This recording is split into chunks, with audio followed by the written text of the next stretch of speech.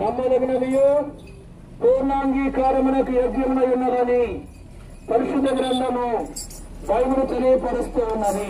నశించిన దానిని వెతికి రక్షించుటకు మనిషి కుమారుడు అనగా యేసు క్రీస్తు ప్రభువు వచ్చెను.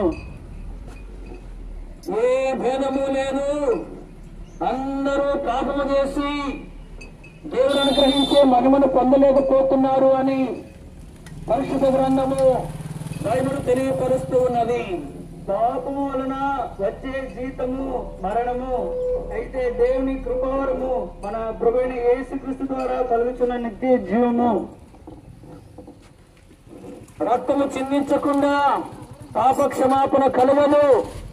యేసు రక్తము ప్రతి పాపములను మన పవిత్రంగా చేయను అని పరిశుద్ధ గ్రంథము బైబిలు తెలియపరుస్తూ ఉన్నది.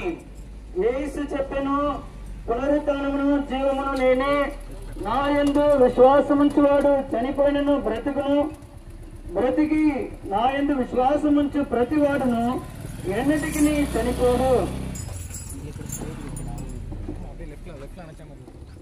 ప్రభువైన యేసు క్రీస్తునందు విశ్వాసముంచుము, అప్పుడు నీవును నీ ఇంటి వారును రక్షణ పొందుదురు అని పరిశుద్ధ గ్రంథము బైబిలు తెలియపరుస్తూ ఉన్నది.